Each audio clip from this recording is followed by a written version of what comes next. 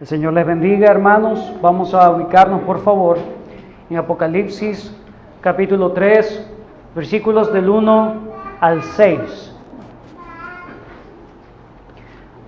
Apocalipsis, capítulo 3, versículos 1 al 6. Leemos la palabra de Dios, oramos y explicamos. Escribe al ángel de la iglesia en Sardis: el que tiene los 7 espíritus de Dios y las 7 estrellas dice esto: yo conozco tus obras, que tienes nombre de que vives y estás muerto. Sé vigilante y afirma las cosas que están por morir, porque no he hallado tus obras perfectas delante de Dios. Acuérdate pues de lo que has recibido y oído, y guárdalo, y arrepiéntete. Pues si no velas, vendré sobre ti como ladrón, y no sabrás a qué hora vendré sobre ti. Pero tienes unas pocas personas en Sardis que no han manchado sus vestiduras, y andarán conmigo en vestiduras blancas, porque son dignas. El que venciere será vestido de vestiduras blancas, y no borraré su nombre del libro de la vida, y confesaré su nombre delante de mi Padre y delante de sus ángeles. El que tiene oído oiga lo que el Espíritu dice a las iglesias. En la mañana de hoy vamos a tratar acerca del mensaje del Señor Jesucristo a la iglesia de Sardis. Si ustedes recuerdan, el Apocalipsis es el libro de la revelación de Cristo, el mensaje de Cristo a 7 iglesias que se ubicaban en ese tiempo en Asia Menor, lo que hoy en día se llama el país de Turquía. Es la revelación de Cristo, no es que Cristo opaca o oculta un mensaje. Revelación significa destapar un mensaje. Entonces, todo lo que vemos aquí son mensajes no solamente para estas iglesias, sino para todas las iglesias de todos los tiempos, en todos los lugares. El número 7 en el Apocalipsis siempre tiene que ver con plenitud, y eso no nos debemos olvidar. Pero así como he hecho en anteriores ocasiones en los mensajes que he dado de las iglesias en Apocalipsis, debemos hacer lo mismo también con el mensaje a Sardis. Es decir, debemos conocer el trasfondo cultural, social y económico de la región de Sardis, de la ciudad de Sardis, para después poder entender el mensaje a la iglesia. ¿Okay? Entonces eso es lo primero que vamos a ver.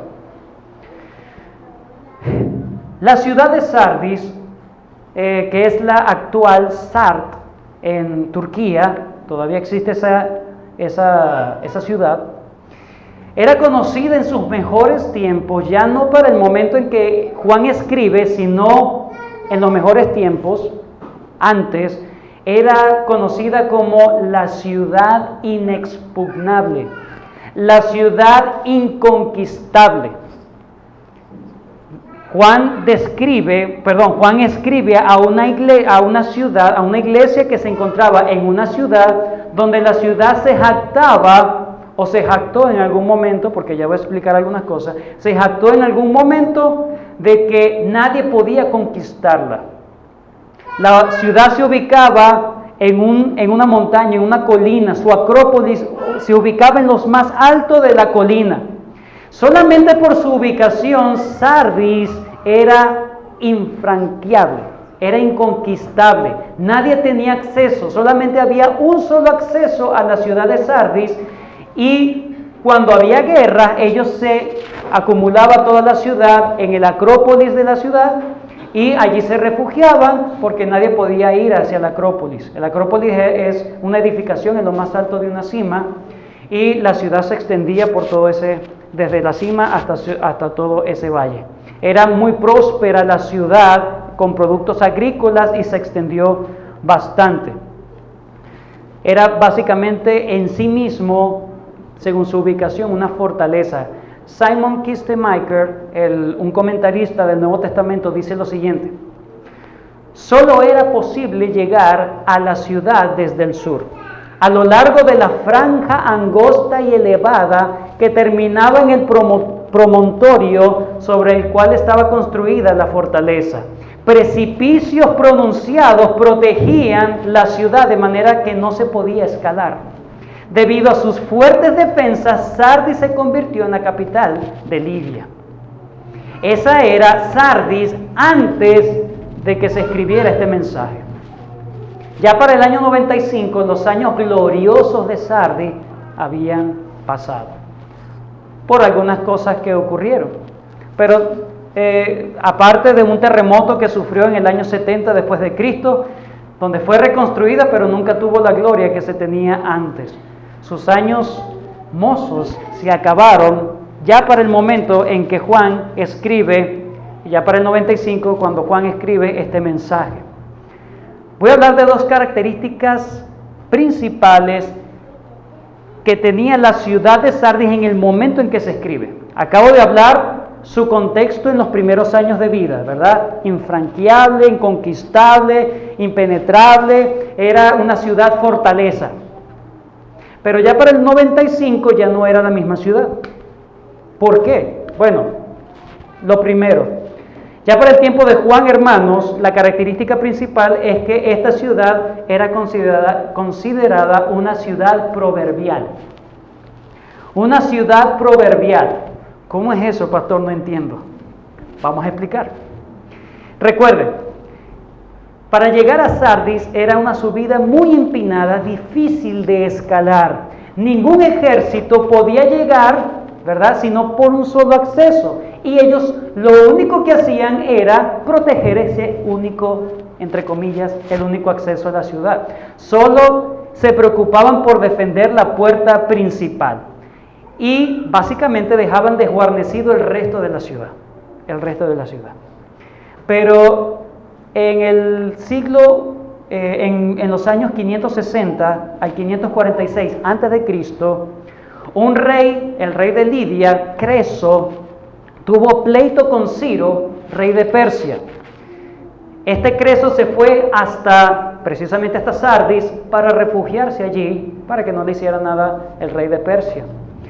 Pero él se confió tanto de la fortaleza, de lo inexpugnable de la ciudad de Sardis, que se confió y no dejó protegida la ciudad, sino solamente, una vez más, la entrada principal.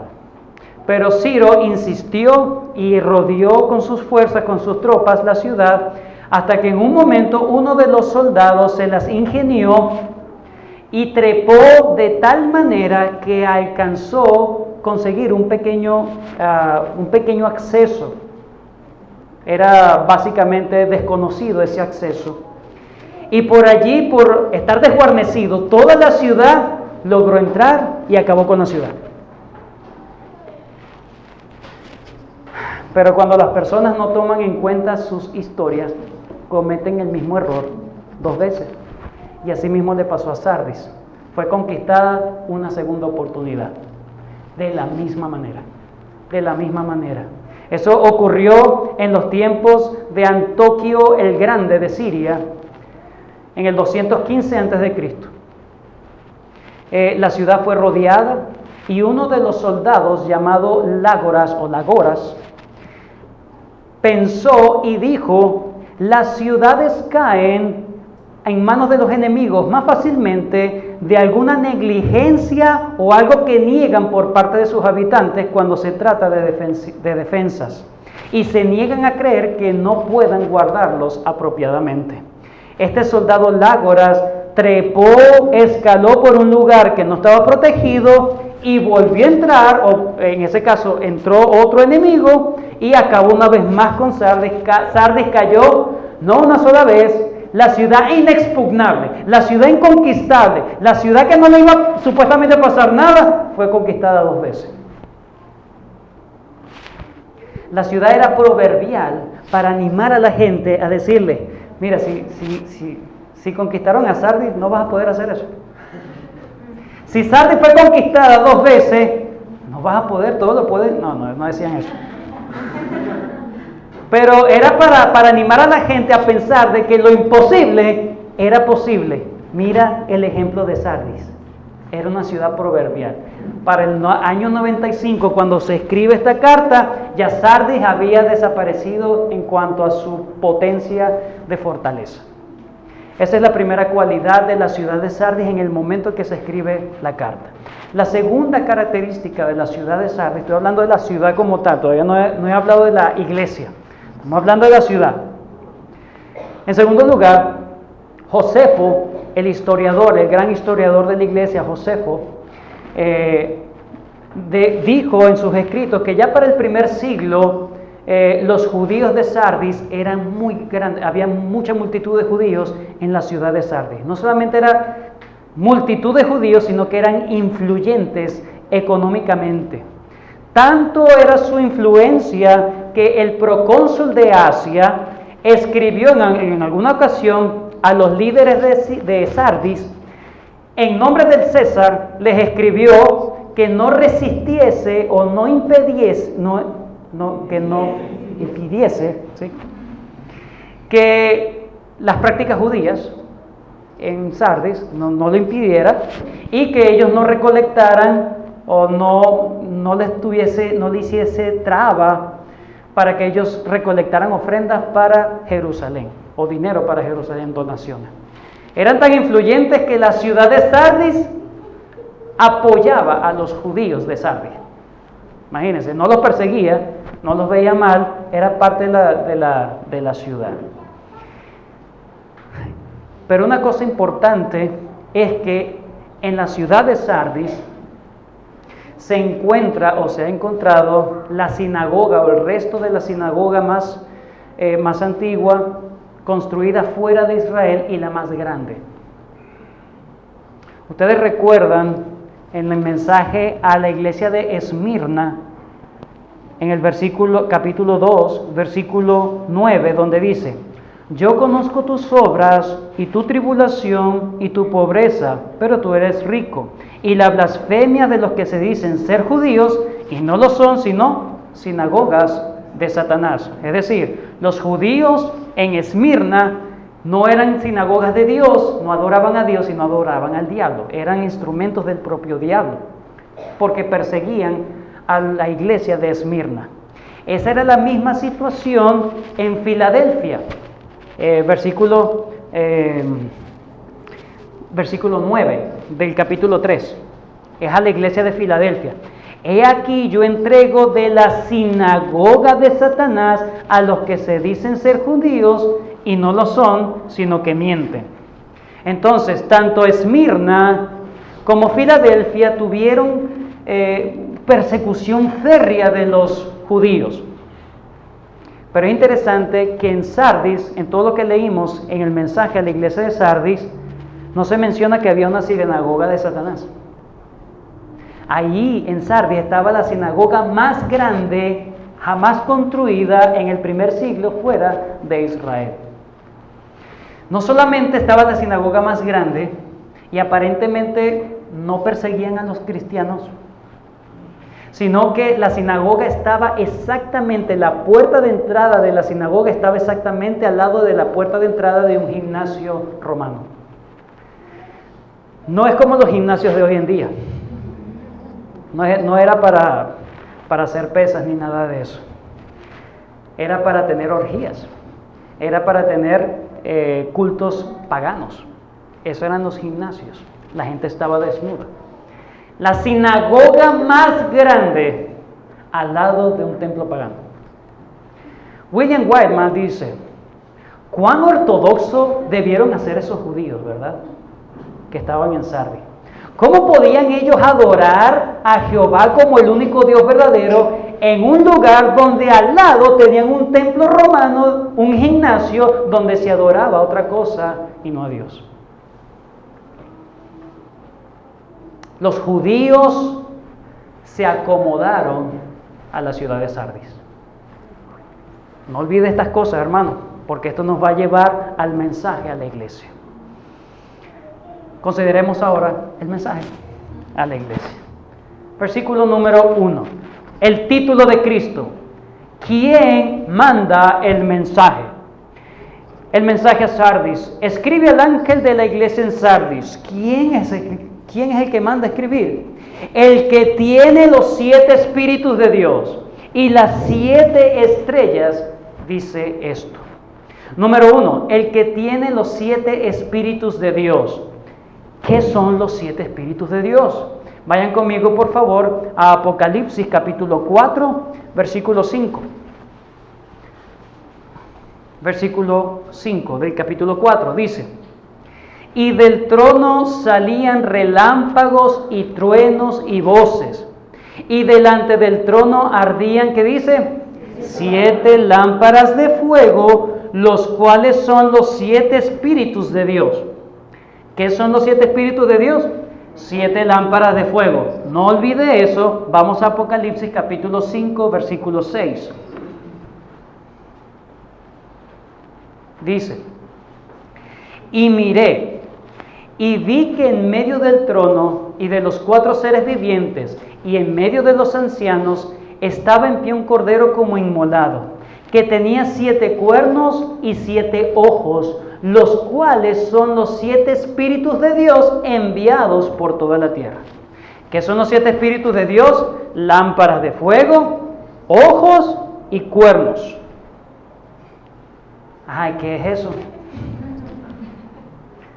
Debemos ir al Antiguo Testamento para conocer todos estos símbolos. Zacarías, por favor. Zacarías capítulo 4, versículo 2 en adelante. Zacarías.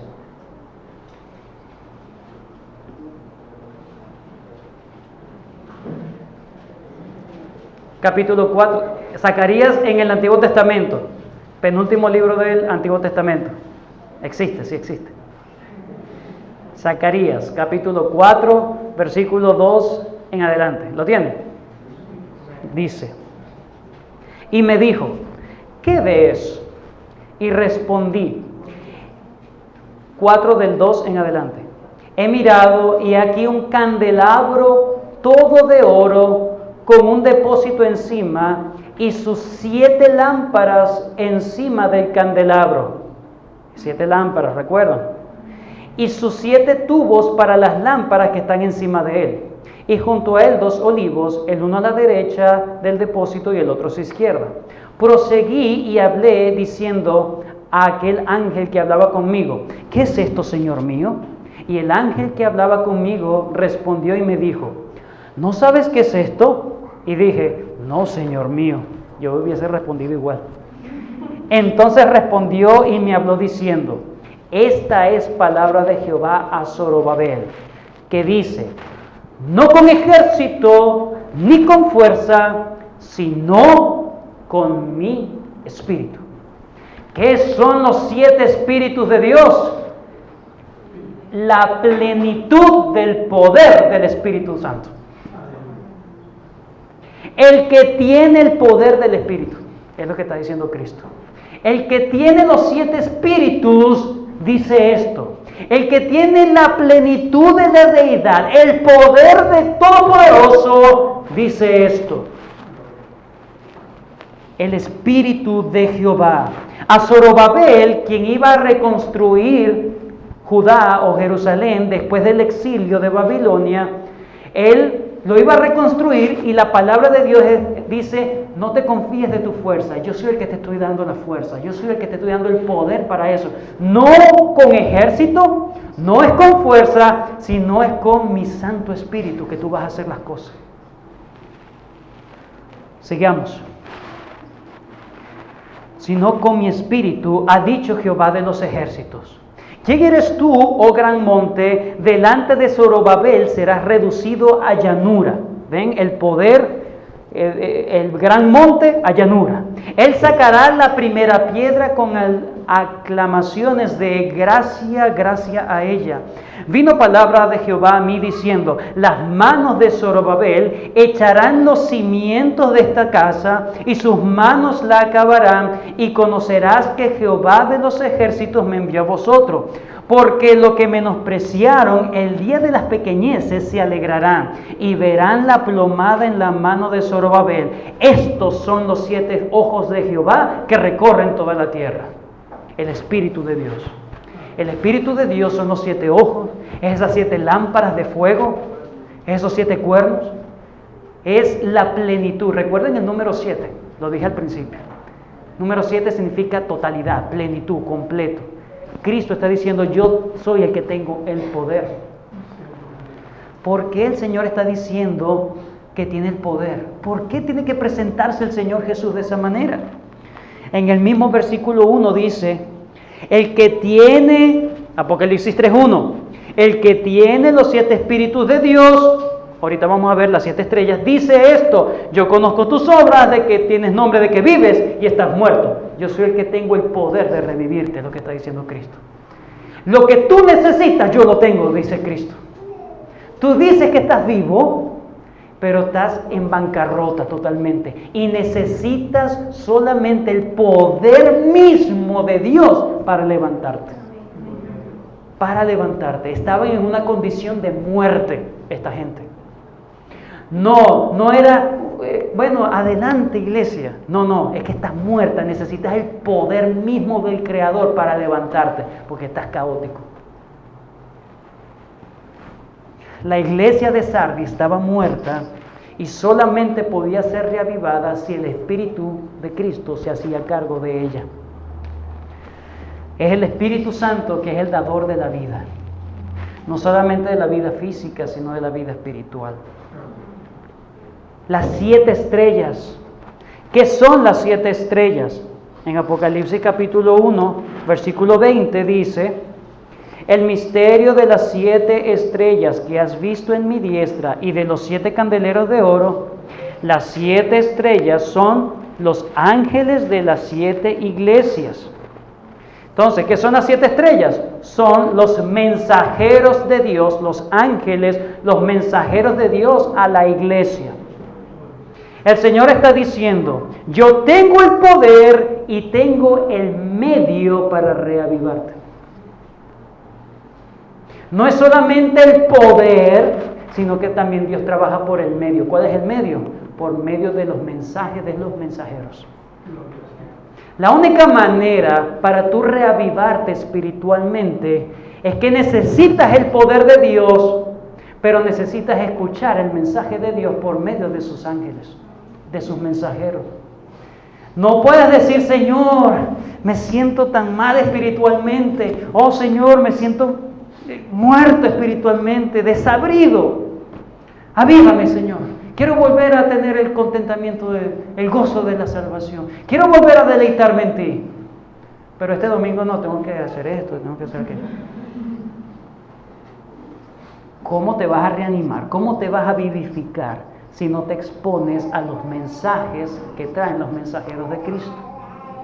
La única manera de reavivar una muerte espiritual es el poder de Dios y la predicación de la palabra de Dios.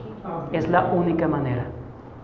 Una iglesia puede llegar tan caótico, casi se parece a un incrédulo, muerto espiritualmente. ¿Por qué decimos que es casi? Porque en el versículo 2 del capítulo 3 de Apocalipsis dice, sé vigilante y afirma las cosas que están por morir. Todavía quedaba alguito. El carbón no estaba totalmente apagado. Todavía habían algunas brasas.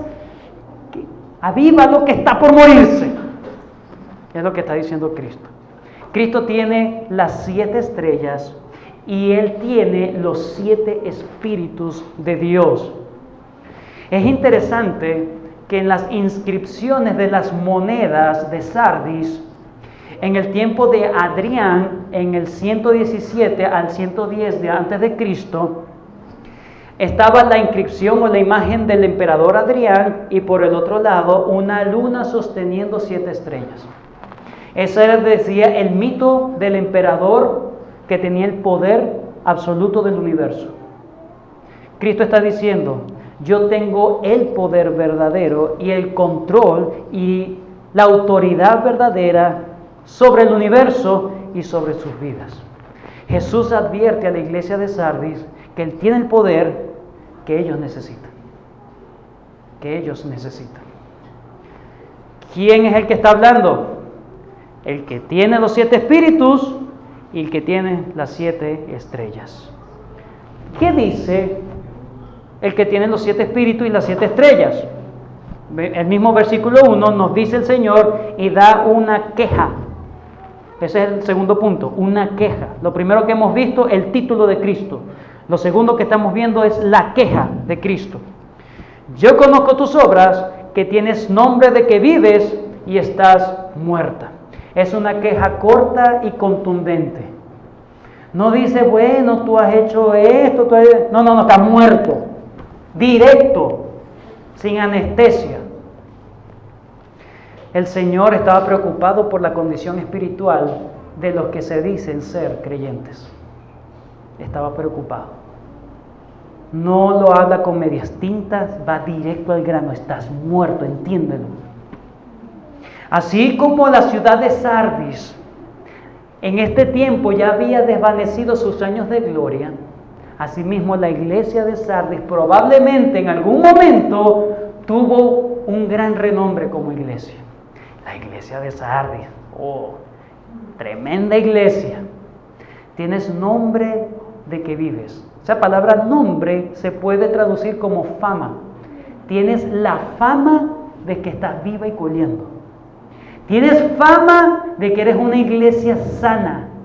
Tienes fama de que eres una iglesia ortodoxa, pero no lo eres. Esa fama es lo único bueno que tienes, la pura fama, pero no está el contenido. Te quedaste como la misma ciudad, con la fama de aquella gloria de aquellos tiempos, la inexpugnable.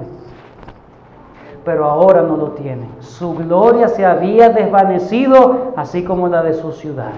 Solamente quedaba reputación, pero más nada. ¿Por qué la condición de Sardis en muerte delante de los ojos de Dios? ¿Por qué? ¿Cómo llegan a ese estado? Es la pregunta. Es interesante que aquí no se menciona, hermanos, que ellos hayan albergado alguna doctrina herética, algún error doctrinal. No se menciona, como por ejemplo en la iglesia de Pérgamo, que habla de los nicolaitas, que ellos albergaban la doctrina de los nicolaitas, o que albergaban la enseñanza de Balac, de hacer las cosas por dinero. Ese de Pérgamo se parece a muchas iglesias hoy, hacían las cosas por dinero. O la iglesia de Tiatira, que también tenía la cuestión de los nicolaitas, pero sobre todo tenía a esa mujer Jezabel, la profetisa, ¿verdad? Pero no se menciona de que estaban muertos, ni Pérgamo ni Tiatira. Pero Sardis no se dice que albergaban los nicolaitas, no se dice que tenían a una mujer perversa entre ellos, no se dice que albergaban a Balaam, es la palabra Balaam. Entonces, ¿cómo es que estaban muriéndose? ¿Cómo es que estaban muertos o estaban muriéndose? ¿Qué es lo que los llevó a esa muerte? Número 2, versículo número 2, ¿qué dice? Sé vigilante. ¿Qué es lo contrario a la vigilancia? Estaban dormidos. Se dormían en la iglesia. Se dormían en el culto. Estaban dormidos espiritualmente. Tenían un letargo. ¿Qué significa eso? Que las demandas radicales de la fe la habían descuidado. Recuerden lo que había dicho al principio acerca de los judíos, que tenían su entrada de la sinagoga justo al lado de la entrada de los paganos. A ellos no les causaba nada. No les valía nada. Asimismo era la iglesia de Sardis. No importaba que no hubiese persecución. Probablemente no tenían persecución precisamente porque se ajustaban al sistema. Se acomodaron al sistema. Se acomodaron a la sociedad que los rodeaba. Se parecían a los judíos de la sociedad. ¿Cuáles eran por qué tenían ellos esta condición? Pensemos, hermanos, como acabo de decir, en primer lugar, ¿por qué no sufrían persecución de los judíos? porque no sufrían la persecución de la población judía más grande fuera de Israel en ese tiempo. ¿Por qué no la sufrían? Porque eran inofensivos. Eran inofensivos. Ellos se adaptaron, asimilaron y se acomodaron a la cultura que tenían. Una vez más, cito a Simon Kistemaker, dice: de las 7 iglesias, Sardis era la más débil en cuanto a fervor religioso. Ellos se acomodaron al entorno religioso y la iglesia quedó protegida de toda persecución. Pero casi nadie se daba cuenta de que la iglesia existía. Su estilo de vida inofensivo conducía a la paz religiosa. Pero no solamente la paz religiosa, sino la muerte espiritual. ¿Cuál era el problema en sí? Estaban dormidos. ¿Por qué estaban dormidos? Vamos más a fondo. ¿Por qué? Porque su problema lo titulamos de manera grande y rotunda: autoconfianza. Tenían fama de que estaban vivos, pero nunca se preocuparon de seguir así. Así como la ciudad inexpugnable tenía fama de que nada le iba a acontecer, se durmieron y los conquistaron. Así mismo los cristianos de Sardis. De la misma manera los cristianos de Sardis se autoconfiaron, pusieron complacencia, fue una autosatisfacción, autoconfianza. Pensaban que estaban bien y se desprotegieron de todo. Tenemos la doctrina correcta, eso es todo. No. Velad y orad para que no entréis en tentación.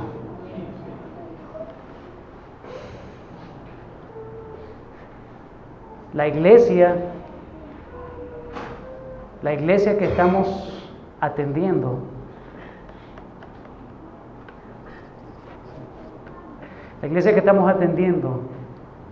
tuvo autoconfianza. Pensaron que tener la doctrina correcta era todo. Ahí están las consecuencias. Hermano. Se durmieron. Vivo mi vida normal de lunes a viernes y yo sé que el domingo estoy en una iglesia sana y no pasa nada. Mosca, atención con las cosas privadas de tu vida.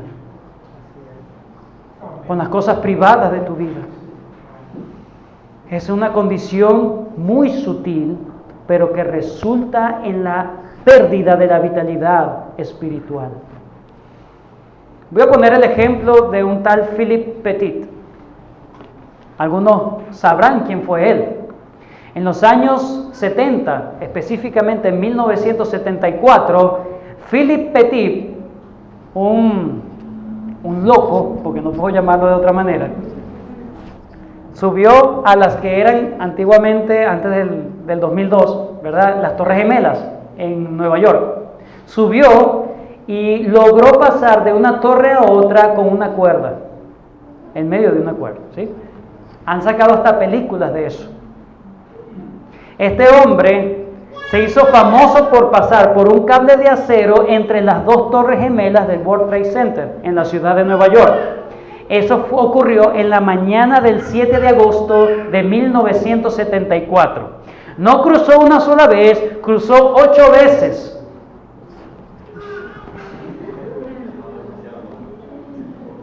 No le tenía miedo al peligro. Pero eso no ocurrió de la noche a la mañana. Él se planificó por 6 años. 6 años. Él mismo cuenta de que conoció las Torres Gemelas solamente por una publicación de que estaban a punto de ser inauguradas, imagínense. Y él se dedicó a viajar a Nueva York, verlas, estudiarlas. De hecho, se disfrazó de obrero, se disfrazó de muchas cosas para poder accesar varias veces y tomar apuntes, estudiar la estructura, los vientos, todas las cosas. Cómo podía ser de pasar esa guaya desde una torre hasta la otra. Todas esas cosas se planificó por 6 años para poder caminar a 400 metros de altura, sin protección. 400 metros de altura. Este hombre logró su hazaña. Sí, y fue muy popular, muy mediático en su tiempo. Pero luego, meses después, un circo lo contrató y en una práctica a 30 metros de altura se cayó. Se cayó y se disgustó tanto porque no me caí de 400 metros y me voy a caer de 30. Se durmió. Dejó de planificarse. Ya logré lo más cumbre, lo más empinado, lo más grandioso. Ya lo demás es monte y culebra, como decimos acá. Ya llegué al evangelio correcto. Ya de aquí, todo de bajada. No. El que cree estar firme, mire que no caiga. No es solamente estar en una iglesia buena, correcta, que donde te prediquen la palabra de Dios. No es solamente ser un oidor de la palabra de Dios, sino un hacedor de ella. Y un hacedor no de manera externa, sino en tu mente, en tu corazón, en tu fuerza, en la fuerza de Cristo. ¿Cómo se llega a esta condición, hermanos?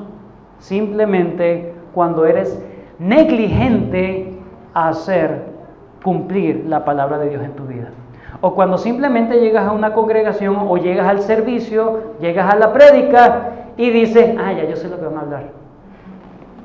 O te pones en modo automático, bueno, habla, dale rápido que me tengo que ir.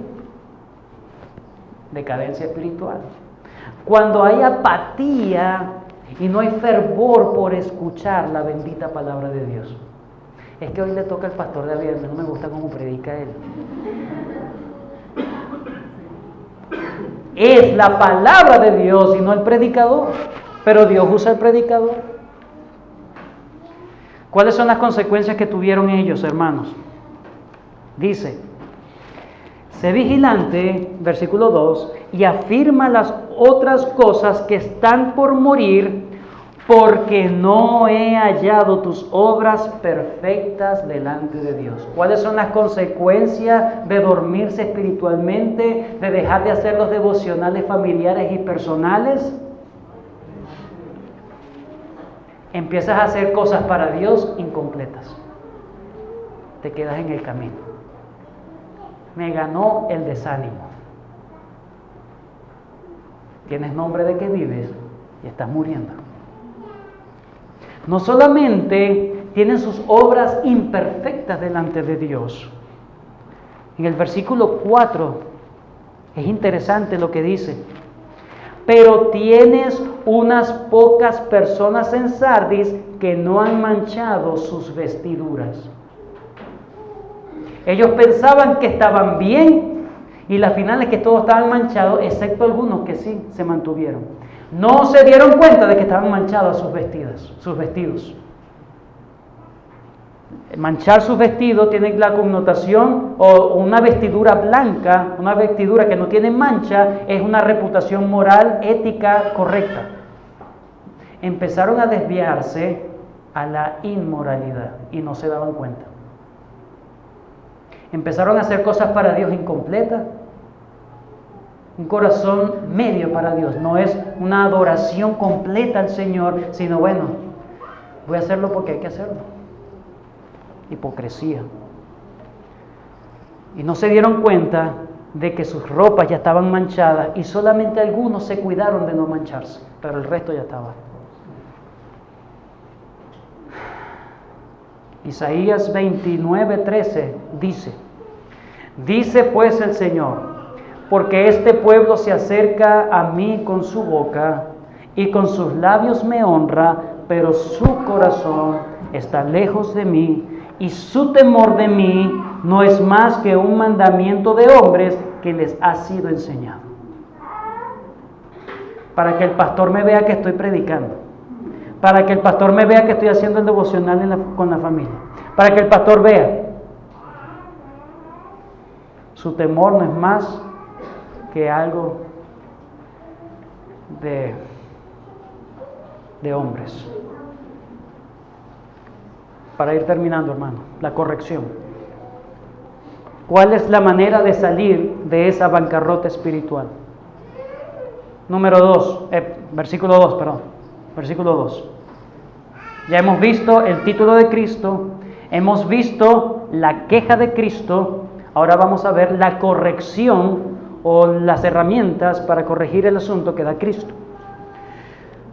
Número 1, sé vigilante, despierta, atención, alerta, despiértate, espabila. Es lo primero que hace el Señor Jesucristo, manda a despertarse. No dice yo te despertaré, no, despiértate tú.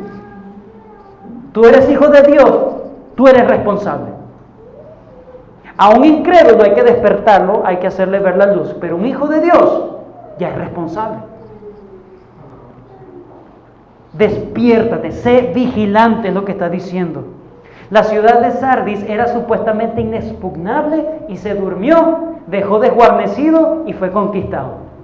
De la misma manera el Señor está diciendo, vigila todo en tu vida. Número 1, vigila. Número 2, afirma. Afirmar significa fortalece, endereza, fortalece. Fortalece tu devocional personal. Fortalece tu oración en Cristo. Fortalece las cosas que se están muriendo en tu vida. Número 3, recuerda. Dice, acuérdate de aquellos tiempos en que solías estar a solas con el Señor.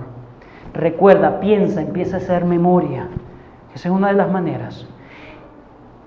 Acuérdate, versículo 3, pues de lo que has recibido y guárdalo. Guárdalo significa obedece. Acuérdate de lo que has escuchado en los sermones y obedece. Acuérdate de lo que sabes de las Escrituras y empieza a actuar de esa manera. Actúa obedientemente. Y número 3, cambia tu manera de pensar. Empieza a ver las cosas de la manera como Dios las está viendo y no como tú crees que las debes ver. Arrepiéntete, cambia tu mente. ¿Cuáles son las consecuencias, hermanos? ¿Cuáles son las consecuencias? Cristo le dice, vigila, afirma, acuérdate, guarda, obedece y arrepiéntate. ¿Qué pasa si ellos no hacen eso? Versículo 3. Pues si no velas, vendré sobre ti como ladrón en la noche y no sabrás a qué hora vendré sobre ti. Si no haces eso, el Señor te va a juzgar y no te vas a dar cuenta en el momento en que el Señor te quitó las cosas. Cristo vendrá como un ladrón. El descuido es letal para el cristiano. Venir un ladrón en tu casa cuando tú sabes, tú te preparas, ¿verdad? Hermano, hoy te van a llegar a las 9 de la noche. ¿Qué vas a hacer tú? Como mi pobre angelito, ¿verdad? Se prepara y hace, se planifica para que no minen su casa. Pero el Señor dice, vigila, acuérdate, obedece, porque voy a llegar ante ti y te voy a juzgar y voy a arrasar contigo. No se está hablando de que vendrá como ladrón en la noche, así como la segunda venida, no. Está hablando del juicio inminente de Cristo, de venir, de retardar su venida, pero que cuando llegue no se va a dar cuenta la persona. El Señor va a juzgar de manera inmediata. Estar prevenido, hermanos, es estar preparados, listos y armados. Debemos estar pendientes, hermanos, de que no estemos teniendo una religión vacía, no una religión superficial, sino que estamos teniendo una religión viva del Espíritu, hermano. ¿Cómo está tu adoración personal? ¿Qué haces tú cuando vienes y cantas al Señor? ¿Cómo está tu estudio de la palabra? ¿Cómo están los devocionales? Pero si tú velas, si tú te acuerdas, si tú obedeces, si te arrepientes, si afirmas las cosas que están por morir, el Señor dice, en versículos 5 y 6, 5, El que venciere será vestido de vestiduras blancas, y no borraré su nombre del libro de la vida, y confesaré su nombre delante de mi Padre y delante de sus ángeles. Número 1, será vestido, el que venciere será vestido de vestiduras blancas. La ropa blanca tiene que ver con la conducta moral de una persona. Pero es interesante que los emperadores o las personas de alta jerarquía, de opulencia y gobernabilidad, ellos se vestían de blanco, porque eran dignos de vestirse de blanco. Cristo está diciendo, hazte digno de yo vestirte de blanco. Pelea la buena batalla de la fe. Vence. Yo soy el que tiene los 7 espíritus. Yo mando a mis ángeles, obedece. Y yo te voy a dar una vestidura blanca de dignidad, es lo que está diciendo Cristo. Dignidad. Te voy a dar dignidad. Número 2. No será borrado el nombre del libro de la vida. Muchos creen que Dios está en el cielo prestando atención a ver quién se porta mal, le borro el nombre. Se porta bien, le escribo otra vez el nombre. Se portó mal, le borro el nombre y así vamos. No es la pérdida de la salvación. Cuando se habla de quitar el nombre, está hablando de la costumbre antigua de que se borraban los nombres a las personas que morían. Las personas que morían, se les borraba el nombre del libro de la vida y se ponían en el acta de función. ¿Ok? William Hendrickson dice, cuando los habitantes terrenales mueren, se borran los nombres de los registros. Los nombres de los vencedores espirituales jamás serán borrados, porque no sufrirán la segunda muerte. No sufrirán la segunda muerte, hermano. No serán borrados. Su gloria, su gloriosa vida permanecerá. Kistemaker dice, los romanos borraban de los registros el nombre de un criminal antes de darle la muerte. A los cristianos que se negaban a rendir el culto al César como Señor se les consideraba como convictos, por lo que debían perder entonces su ciudadanía, es decir, ya no eres parte de nosotros. Jesús le está asegurando a los fieles de Sardis que sus nombres nunca serán borrados del libro de la vida, que es el libro de la ciudadanía de los cielos. ¿Por qué no lo borra? Porque nunca vas a morir. Vas a permanecer. Y en último lugar, el Señor Jesús te confesará delante del Padre y delante de los ángeles. El Padre como un juez justo, supremo, y Cristo defendiéndote a ti. Tú sabes que eres culpable, pero Cristo está como tu abogado delante del Padre. Yo me comprometo a defenderte. Te reconoceré delante del Padre. Hermanos, ¿qué conclusión llegamos a todo esto?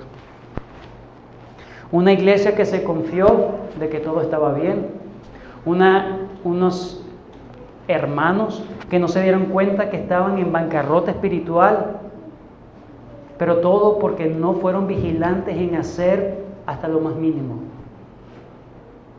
Sí, tú te puedes congregar, hermano, pero si tú en la semana no adoras a Dios, ¿cómo crees que vas a permanecer? No vas a ir por mucho tiempo. En algún momento la tentación te va a llegar y vas a estar allí, a la puerta. No te duermas, hermano. Estás en una lucha espiritual. El diablo está como león rugiente buscando a quien devorar. No te duermas.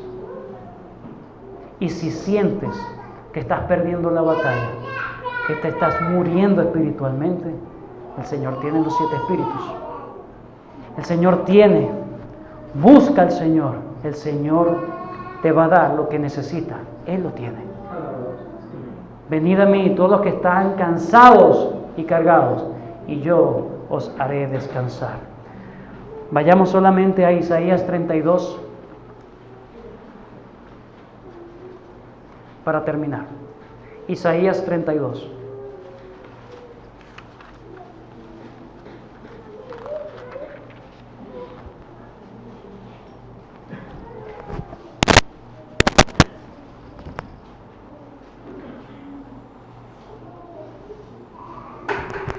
Versículo 9 en adelante. ¿Lo tienen? Mujeres indolentes, levantaos, oíd mi voz, hijas ¿qué? Confiadas. Escuchad mi razón. De aquí a algo más de un año tendréis espanto, oh confiadas, porque la vendimia faltará y la cosecha no vendrá. Temblad, oh indolentes, turbaos, oh confiadas, despojaos, desnudaos, ceñid los lomos con cilicio, golpeándose el pecho, lamentarán por los campos deleitosos, por la vid fértil. Sobre la tierra de mi pueblo sumirán espinos y cardos, y aún sobre toda la casa en que hay alegría, en la ciudad de alegría.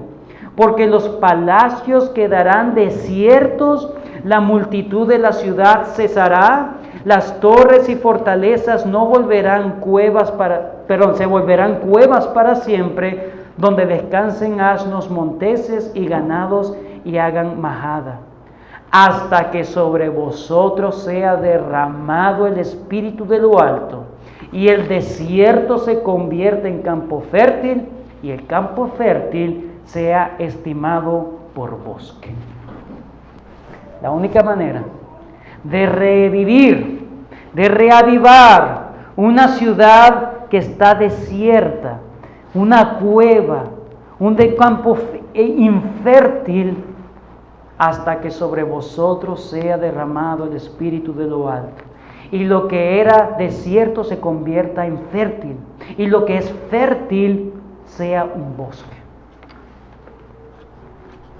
El poder del Espíritu Santo para que vuelvas a tu primer amor. El Señor te ayude y nos ayude a no confiarnos en que estamos bien. Evalúate, confiesa tus pecados. Él es fiel y justo para perdonar tus pecados, limpiarte de toda maldad. Y aquellos que están en una condición de muerte espiritual, solo el Espíritu Santo los puede revivir. ¿Quién es el que está muerto espiritualmente? Y Él os dio vida cuando estabais muertos en vuestros delitos y pecados, andando en la corriente del mundo. Eso es estar muerto en los delitos y pecados, siendo un mundano. El Señor te puede dar vida. Oramos. Gracias, Señor. Gracias porque tu palabra es viva y eficaz. Gracias porque solo tú, Cristo, tienes el poder para darnos vitalidad, la vitalidad que hemos perdido, Señor, por descuido, por confiados, pensando que hemos librado grandes batallas, pensando que no nos caímos, Señor, a 400 metros de altura, y no nos hemos dado cuenta, Señor, que hemos caído de 30 metros, que nos hemos confiado, Señor, que somos unos indolentes al pecado, que nos hemos manchado, Señor. Perdónanos y ayúdanos, Señor, a empezar a ser vigilantes, a despertarnos, a afirmar, Señor, a empezar una vez más a hacer las cosas que sabemos que te agradan y hemos descuidado. Ayúdanos, Señor, a que no solamente tengamos fama de que vivimos, sino que realmente estemos vivos delante de ti. Avívanos, Señor, con el poder de tu Espíritu Santo. Te lo pedimos y te damos gracias. Enséñanos, sella tu palabra en nuestros corazones. En el nombre de tu Hijo Jesús. Amén. Amén.